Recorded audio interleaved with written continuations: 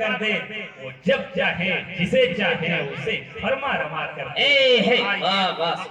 محبت کے ساتھ اپنے اور ساری کائنات کے مرکزی عقیدت جناب محمد رسول اللہ صلی اللہ علیہ وسلم کی بارگاہ بے کس پناہ میں درود و سلام کی ڈالیاں نچھاور پیش کرے پڑھے باوازی بلند اللہم صلی علی سیدنا و شفیعنا مولانا محمد مبارک وسلم صلاۃ و سلام علیک یا رسول اللہ صلی اللہ علیہ وسلم۔ حضرات 6 منٹ ٹائم نکل گیا، 4 منٹ اور بچا ہے۔ نبی یہ کونین سرور کائنات صلی اللہ علیہ وسلم مکہ شریف میں جلوہ گر ہوئے۔ جس وقت آپ مکہ شریف میں جلوہ گر ہوئے اس وقت کوئی ایسی برائی نہیں جو اس وقت اس زمانے میں موجود نہ تھی۔ بس مکہ شریف کی سرزمین ہے، عبداللہ کے آنگن میں نبیوں کا سردار میرے آقائی کریم صلی اللہ تعالیٰ علیہ وسلم آمنہ کے آنگن میں جلوہ گر ہوئے۔ جیسے ہی میرے آقائی کریم صلی اللہ تعالیٰ علیہ وسلم مکہ شریف میں جلوہ گر ہوئے، ماحول کو ملاحظہ فرمایا۔ اس ماحول میں کوئی گناہ ایسا نہیں تھا جو قوم میں موجود نہ تھا، کوئی جرم ایسا نہیں تھا جو قوم میں موجود نہ تھا۔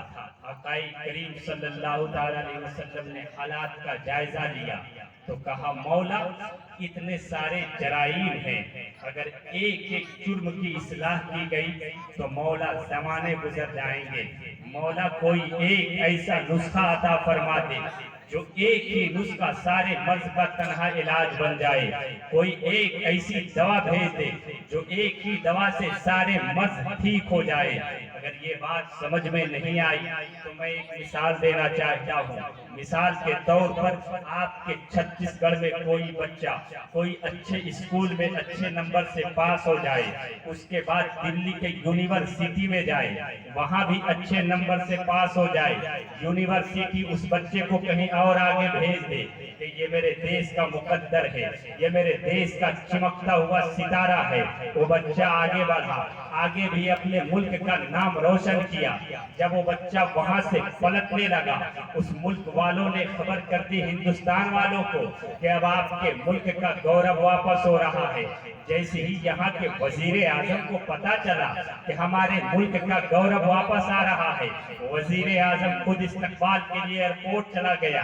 اگر جس کے استقبال کے لیے وزیر اعظم استقبال کے لیے ایئرپورٹ پر کھڑا ہو جائے، اللہ اکبر، بڑے بڑے لوگ استقبال کے لیے کھڑے ہیں، بڑی بڑی گاڑیاں لے کر کے لائن میں کھڑے ہیں کہ یہ بچہ میرے گھر کا مہمان بنے گا، یہ بچہ میرے گھر کا مہمان بنے گا۔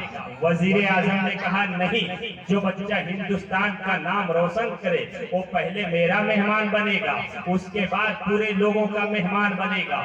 اللہ اکبر، 8 دن تک دعوت ہوتی رہی، بڑے بڑے لوگ 8 دن تک کھانا کھلاتے رہے، لیکن جن ماں باپ نے بڑی حسرتوں سے پالا تھا وہ آ کر کے سامنے کھڑے ہو گئے، کہا وزیر اعظم ہمارے لال کو ہمارے حوالے کر دو۔ جیسے ہی وزیر اعظم نے سنا اس بچے کو ماں باپ کے حوالے کیا، وہ بچے ماں باپ کے حوالہ ہو جاتا ہے، وہ بچہ اپنے ماں باپ کے قریب ہو جاتا ہے، ماں باپ اسے ہاتھ پکڑ کر کے گھر تشریف لے آتے ہیں۔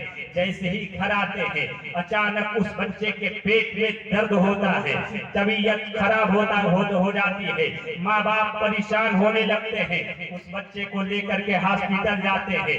جانے کے بعد کہتے ہیں ڈاکٹر میرے اس بچے کے بارے میں تحقیق کیجئے کہ بیماری کیا ہے۔ ایک ڈاکٹر آیا، اس نے نبض پکڑ کے کہا اس بچے کا بلڈ پریشر لو ہے۔ دوسرا ڈاکٹر آیا جو پیٹ کا ماہر تھا، اس نے کہا اس کے پیٹ میں درد ہے۔ تیسرا ڈاکٹر آیا، اس نے کہا اس کے دماغ میں درد ہے۔ چوتھا ڈاکٹر آیا، اس نے کہا کہ اس کے بھی پیٹ میں درد ہے۔ اللہ اکبر، ماں باپ پریشان ہونے لگے کہ اگر ایک ایک مرض کا علاج کیا جائے تو ہو سکتا ہے کہ میرا بیٹا مر جائے گا۔ ماں باپ کہنے لگے ڈاکٹر کوئی ایک ایسا انجیکشن دے دے جو ایک ہی انجیکشن میں سارے مرض ٹھیک ہو جائے۔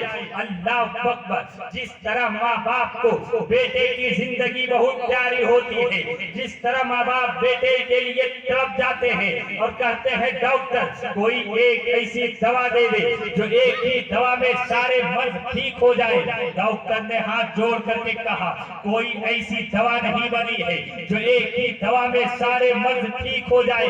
कहने का मतलब ये है कि जिस तरह माँ बाप बच्चे के लिए बेटे के लिए तड़प जाते हैं, कुर्बान जाओ रहमतुल लिल आलमीन की रहमत पर। जब मेरे आका ने उम्मत के अंदर बीमारियां देखी तो कहा मौला कोई एक ऐसा नुस्खा था फरमा दे जो एक ही नुस्खा में सारे मर्ज ठीक हो जाए। अल्लाह अकबर इतना कहना था, जिब्रील अमीन हाजिर हो जाते हैं और कहते हैं आका उदास ना हो, रब ने एक खुराक दे दी है और वो खुराक ये है इक़रा बिस्मि रब्बिकल लज़ी खलक़। ऐ महबूब अगर बुराइयां खत्म करना चाहते हो दीन को आम कर दो, बुराइयां खत्म होती चली जाएंगी। नारे तकबीर, नारे रिसालत, हजरत मौलाना शाहजहां साहब क़िबला, नारे तकबीर, नारे रिसालत। वाह वाह वाह, हौस को जिंदाबाद। अल्फाज तो कहाँ हैं, इशारे कम पड़े। क्या कहने, वाह।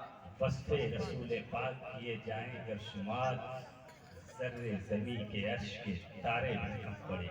वाह वाह। हज़रात आपको मालूम है आज हालात भी आपके सामने हैं। कोई कहता है कि कुरान पाक के अंदर 26 आयत ऐसी हैं जो आतंकवाद को बढ़ावा देती हैं। माज़अल्लाह इन आयतों को कुरान से निकाला जाए और बुहतान लगाते हैं हजरत अबू बकर सिद्दीक की ज़ात पर, हजरत उमर, हजरत उस्मान गनी की ज़ात पर। उन नादानों को मालूम क्या है कि नबी का अबू बकर तो वो है कि जो गार का भी साथी रहा, मजार का भी साथी। अगर लोगों दिल के फफोले जल उठे दिल ही के दाग से, इस घर को आग लग गई घर के चराग से। कहीं हमारी भी कुछ गलतियां हैं, कहीं हमारी भी कुछ खामियां हैं। आज जब कुरान से आयत निकालने की बात आती है, सबसे पहली बात तो यह है कि कायनात के अंदर किसी की माँ ने इतना दूध नहीं पिलाया है जो कुरान की एक आयत तो बहुत दूर की बात है, कुरान का एक हरकत बदल सकती। मगर फर्ज कर लो कि कुरान की कोई आयत कम हो गई, कुरान का कोई रुकू कम हो गया, तो आप कैसे पता लगाएगा कि कहाँ का रुकू कम है, कहाँ की आयत कम है। हमारी हालत तो ये है कि हमें कुरान देखकर पढ़ना नहीं आता है, तो हम कैसे पता लगाएंगे कि कहाँ का जबर हटाया गया है, कहाँ का जेर। आज हम जिनकी इज्जत और वैल्यू नहीं देते हैं, कल इनकी चौखट पे जाकर के कहेंगे 8 साल का हाफिज कुरान हमें उस आयत के बारे में समझा दीजिए जिसके बारे में शक किया जा रहा है कि यहाँ का जबर हटाया गया है, यहाँ का जेर। तो 8 साल का बच्चा आपको बताएगा कि ऐ आने वाला सुनो, यहाँ का जबर हटाया गया है, यहाँ का जेर। कहने का मतलब ये है कि ये फितना आज से नहीं, ये फितना बहुत पुराना है, ये फितना कोई नया फितना नहीं है। आओ मैं बरेली की एक तारीख उठा करके दिखा दूं। बरेली की तारीख में एक अंग्रेज बरेली की सरजमीन पर कुरान का नुस्खा ढूंढता हुआ पहुंचा। एक अल्लाह वाले की बारगाह में जाकर के कहने लगा, बाबा सुनो, मैंने सुना है कि तुम्हारी खानकाह में कोई कुरान का नुस्खा है।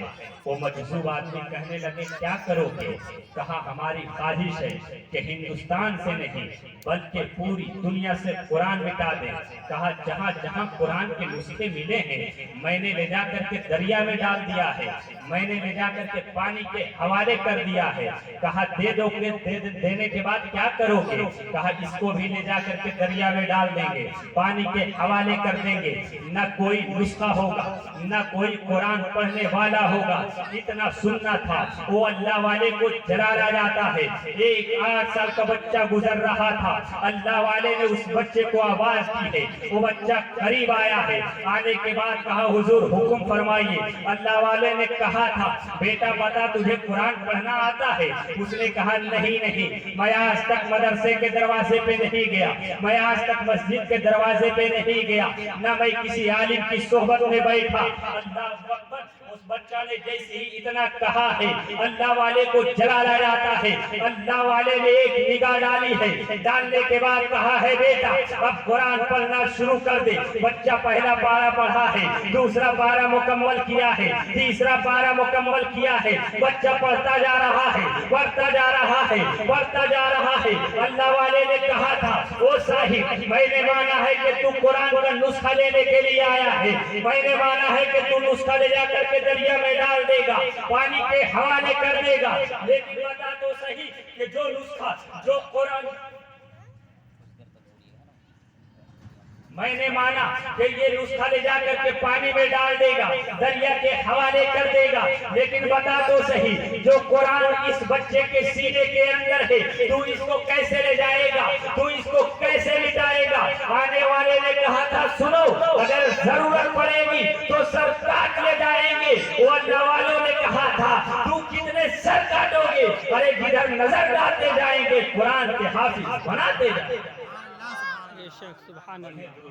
اللهم صل على سيدنا شفيعنا حبيبنا مولانا محمد وسلم صلوا علیہ وسلم. حضرات محترم, جب تک اس دنیا کے اندر اسلام نہیں آیا تھا ہر چہار جانب ظلم و ستم اور بربریت کا ننگا ناچ ہو رہا تھا. جب تک اس دنیا کے اندر اسلام نہیں آیا تھا. لیکن جیسے ہی آقا کریم صلی اللہ تعالی علیہ وسلم اس دنیا میں جلوہ گر ہوئے, اس جلوہ گری کے بعد زندگی کی وہ حالات آقا کریم صلی اللہ تعالی علیہ وسلم جس وقت 6 سال کے ہوئے سرکار کی چہیتی ماں حضرت آمینہ کا وصال ہو گیا. جب اللہ کا محبوب 8 سال کا ہوا آپ کے دادا عبد المطلب کا انتقال ہو جاتا ہے. اب یہیں پر بات روک کر میں عرض کرتا چلوں, حدیث قدسی میں رب نے ارشاد فرمایا جس کا مفہوم یہ ہے, جس کا سیدھا سادہ مفہوم یہ ہے کہ اے محبوب اگر آپ کو دنیا میں بھیجنا مقصد نہ ہوتا تو نہ میں زمین کو بناتا, نہ میں آسمان کو بناتا, نہ میں ستاروں کی انجمن کو لگاتا. یہاں تک کہ اے محبوب اگر تجھے دنیا میں بھیجنا مقصد نہ ہوتا تو کائنات میں کسی ذرے کو پیدا نہ کرتا.